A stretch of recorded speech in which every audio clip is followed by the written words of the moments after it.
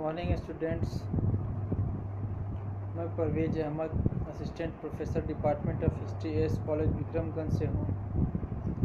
आज हम लोग 1857 की क्रांति की असफलता के कारणों का अध्ययन करेंगे। पिछले कक्षा में हम लोगों ने इस क्रांति के कारणों को जाना था। आखिर ये क्रांति असफल क्यों हुई, इसके कारणों की जांच करेंगे।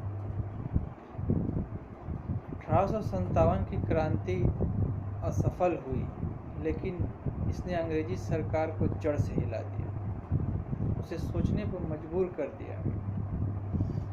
और इस क्रांति के बाद अंग्रेजी शासन की नीति में व्यापक परिवर्तन आता है। इसका अध्ययन हम आगे करेंगे। तो असफलता संबंधी कारणों में प्रथम रूप में हम यही कह सकते हैं कि विद्रोह सीमित और कुसंगठित था। कि सेना ने विद्रोह किया था, लेकिन समस्त सैन्य छावनियों के सैनिकों ने विद्रोह नहीं किया था।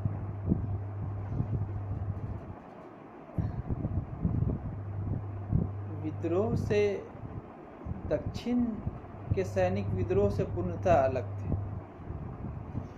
बम्बई प्रेसिडेंसी और मद्रास के सैनिक इसमें शामिल ही नहीं थे। उत्तर भारत या बंगाल के भी सैनिक इसमें पूरी तरह से शामिल नहीं थे। यदि विद्रोह का क्षेत्र देखें तो हम पाएंगे कि दिल्ली, यूपी में भी खासकर मेरठ, रुहेलखंड, अवध क्षेत्र में यह अपने चरम पर था। पश्चिमी बिहार, उत्तर पूर्वी भारत में मात्र आसाम के सुरमा घाटी में यह था। और मध्य भारत, झांसी, बुंदेलखंड के इलाकों में इसका विस्तार था। पश्चिमोत्तर भारत इससे पूरी तरह से अछूता था। सिंध, बलूचिस्तान, गुजरात, राजस्थान वगैरह।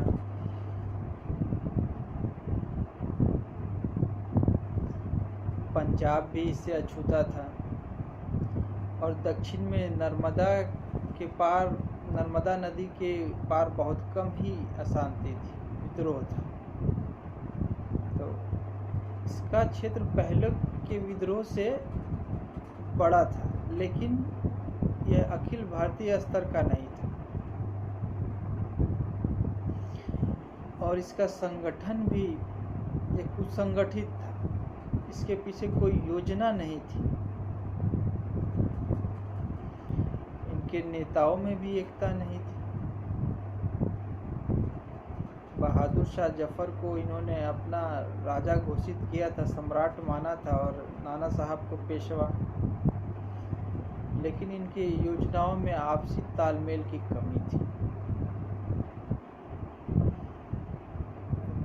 दूसरी तरफ अंग्रेज जो थे वो बहुत ही योजनाबद्ध तरीके से काम कर रहे थे। उनका आपसी तालमेल बहुत ही अच्छा था। और इसमें बहुत कम ही देसी रियासत के राजा शामिल थे या सामंत वगैरह शामिल थे। ज़्यादातर वही शामिल थे जिनका राज्य या रियासत छीन लिया गया था। पटियाला, जिंद हो गया, सिंधिया, गायकवाड़, नेपाल, अफगानिस्तान के शासक ने भरपूर समर्थन दिया। हैदराबाद के निजामों ने भी अंग्रेजों का बहुत साथ दिया। तो ये सब असफलता का बहुत बड़ा कारण बना। सैनिकों में भी खासकर पंजाबी सैनिकों, पंजाब रेजिमेंट हो गया, गोरखा रेजिमेंट हो गया, या निम्न जातीय रेजिमेंट जो था, उन्होंने पूर्णतः समर्पित होकर अंग्रेजों का साथ दिया, विद्रोह का दमन किया। सीमित क्षेत्र, सीमित भागीदारी के कारण, कुछ संगठन के कारण यह विद्रोह असफल हुआ। एक अन्य महत्वपूर्ण कारण अंग्रेजों की तुलना में भारतीय विद्रोहियों का सैनिकों के हथियार उतने उन्नत नहीं थे जितने अंग्रेजों के थे। अंग्रेजों के पास इनफील्ड राइफल था, इसके बारे में नाना साहब कहते हैं कि ये नीली टोपी वाली राइफल तो गोली चलने से पहले ही मार देती है। और भारतीय अधिकतर तलवार से या भालू से लड़ रहे थे, तीरों से लड़ रहे थे।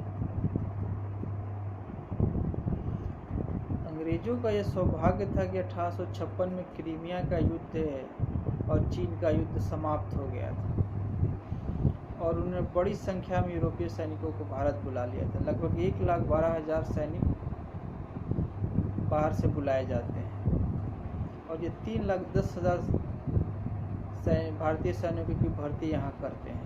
उनका उपयोग विद्रोह दमन में करते हैं।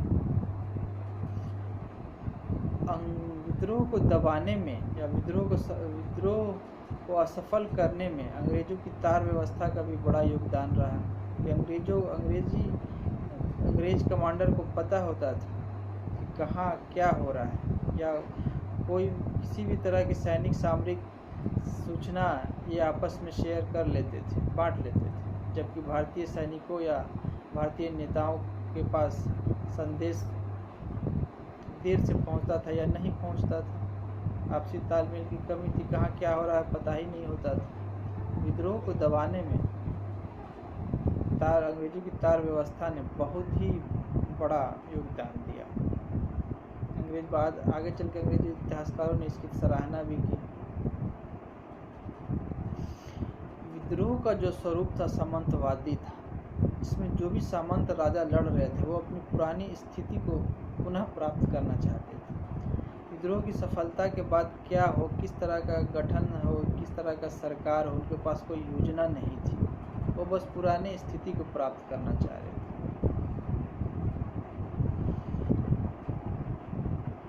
इसीलिए उनको सहयोग मिला, सीमित सहयोग मिला, जबकि अंग्रेजों के पास स्पष्ट योजना थी, एक प्लान था जिस पर उन्होंने काम किया और सफलता प्राप्त की। 1857 के पीछे कोई योजनाबद्ध विद्रोह था ही नहीं। यह इस बात से भी पता चलता है कि जब बहादुर शाह जफर को पकड़कर उस पर मुकदमा चलाया जाता है तो वो भी विद्रोह से उतना ही अनभिज्ञ था जितना अंग्रेज अधिकारी थे। उसके पास विद्रोही आते हैं तो पहले इसकी सूचना दिल्ली में नियुक्त अंग्रेज अधिकारियों को देता है। भारतीय नेतृत्व भी अंग्रेजों के तुलना में कमजोर था। इसके नेता उतने अनुभवी नहीं थे। वीरता की योग्यता की कमी नहीं थी, लेकिन अनुभव और संगठन का भारतीयों में बहुत ही अभाव था। सौभाग्य से अंग्रेजों को उस समय अनेक के योग्य कमांडर थे इनके पास, जैसे Nicholson, Havelock, Outram, Lawrence, Hugh Rose, Campbell इत्यादि। इन्हें अपनी सरकार का पूर्ण समर्थन प्राप्त। ये नवीन साधन से युक्त थे, जबकि विद्रोहियों के पास ऐसा नहीं था। और विद्रोह को कठोरता से विद्रोह का दमन कर दिया जाता है और एक अध्याय का अंत हो जाता है। 1857 की क्रांति एक अध्याय का अंत कर देती है।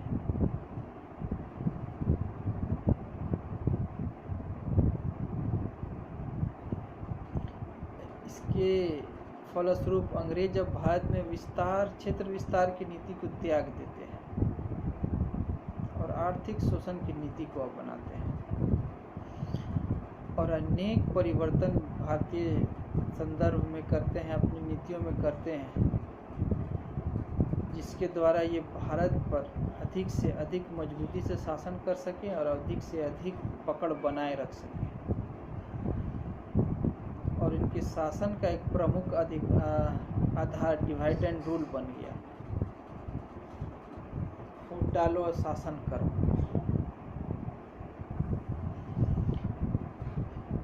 इसका परिणाम बड़ा व्यापक साबित हुआ।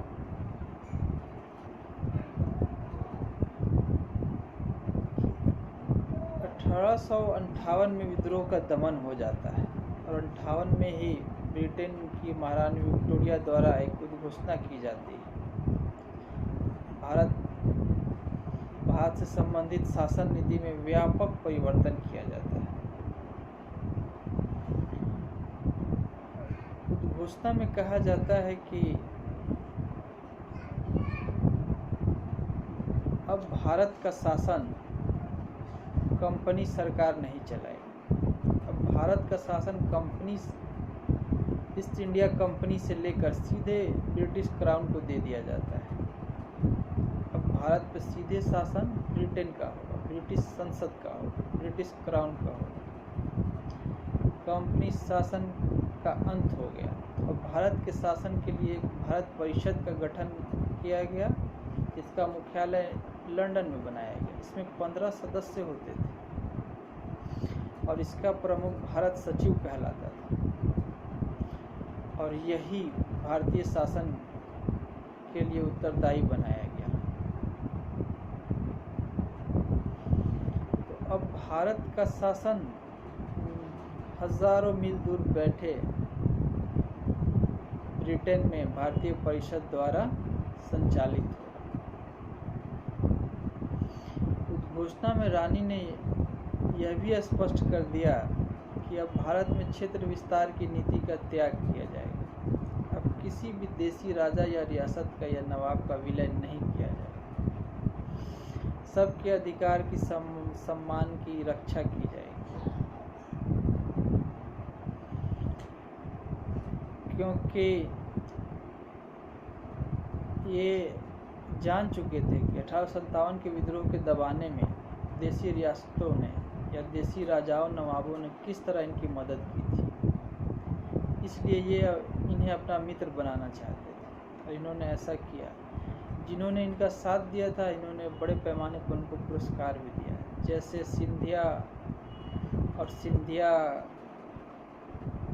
सिंधिया के एक मंत्री दिनकर राव को इन्होंने सम्मानित किया। हैदराबाद के निजाम और वहाँ के सलाहकार सलार जंग को भी सम्मानित किया गया। अफगानिस्तान के राजा, नेपाल के राजा इत्यादि को इनके प्रति भी नीति बदली गई। हैदराबाद के निजाम को उनका क्षेत्र लौटा दिया गया। तो देशी राजाओं के प्रति भी नीति को बदला गया। सेना को विद्रोह के लिए दोषी माना गया था या मुख्य कारण बताया गया था, इसलिए सेना का भी पुनर्गठन किया गया 1858 के बाद। सेना का गठन, विभाजन और प्रतितोलन की नीति के आधार पर किया गया। भारतीय सैनिकों की संख्या घटा दी गई, यूरोपीय सैनिकों की संख्या बढ़ा दी गई। महत्वपूर्ण पदों पर, ऊंचे पदों पर यूरोपीय सैनिकों को बहाल किया गया। किसी भी बड़े पद पर अब भारतीयों की बहाली नहीं होनी थी, या ऐसे सामरिक या सैनिक महत्व की जगह पर भारतीयों को नहीं रखा जाना था। और बंगाल में भारतीय यूरोपीय सैनिकों का अनुपात 2:1 कर दिया गया और मद्रास और मुंबई में 3:1 कर दिया गया। तो ये सेना संबंधी चेंजेस थे जिसमें भारतीयों को घटाकर यूरोपियों को बढ़ाया गया।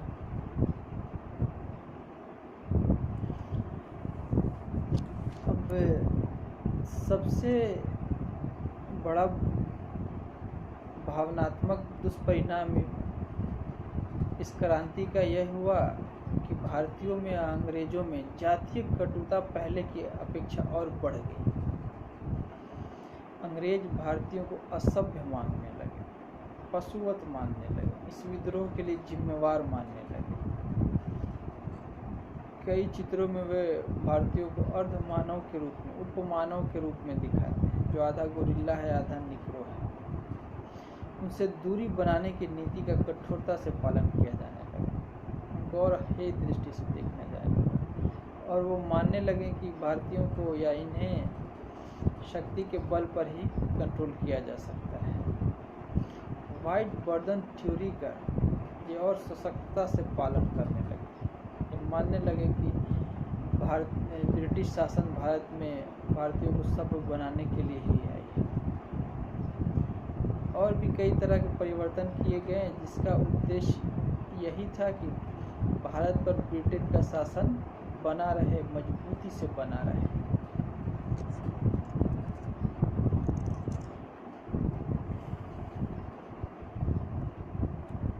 तो शासन के संबंध में बहुत सारे चेंजेस आए। विद्रोह का एक प्रमुख कारण यह भी माना गया कि ब्रिटेन जो भी शासनिक नीति बनाता है या निर्णय लेता है तो उसमें यहाँ के लोगों की कोई भागीदारी नहीं है, स्थानीय तत्व नहीं है। यदि यहाँ के लोगों को कुछ भागीदार बनाया जाए तो और उनकी कुछ मांगों को माना जाए तो हो सकता है कि ये संतुष्ट रहें, या राजनीतिक स्तर पर कुछ छूट देकर इन्हें संतुष्ट किया जा सकता है। इसी के परिप्रेक्ष्य में 1861 का एक्ट आता है, उसमें भारतीयों को कुछ जगह दी जाती है या यहाँ के लोगों को कुछ महत्व दिया जाता है। 1857 की क्रांति से ब्रिटिश सत्ता के लिए सामंतवादी ताकतों का भय हमेशा के लिए खत्म हो गया और इन्होंने अपने क्षेत्र विस्तार की नीति को हमेशा के लिए त्याग दिया। अब आर्थिक शोषण की नई नई नीतियों का ये पालन करने लगे और भारत में भयंकर लूटपाट मचाया, शोषण किया। और 1858 के बाद ही भारत में धीरे धीरे राष्ट्रीय चेतना का विकास होता है। भारत में राष्ट्रवाद बहुत तेजी से उभरता है और फिर आगे चलकर कई बड़े बड़े जन आंदोलन होते हैं और अंतिम परिणाम भारत की स्वतंत्रता के रूप में 1947 में आता है। यह विद्रोह असफल हुआ, लेकिन इसे पूर्णतः असफल भी नहीं कह सकते। तात्कालिक रूप से इसे असफल मान सकते हैं, लेकिन आगे आने वाले विद्रोह के लिए, आगे होने वाले आंदोलनों के लिए इसने हमेशा प्रेरणा स्रोत का कार्य किया। इसने भारतीय इतिहास और भारतीय जनता के मन पर अमिट छाप छोड़ी। इसीलिए इसे भारत का प्रथम स्वतंत्रता संग्राम भी कहते हैं या प्रथम महान जन विद्रोह भी कहते हैं। तो ये था 1857 के विद्रोह का परिणाम और महत्व। आज के लिए इतना ही। Thank you.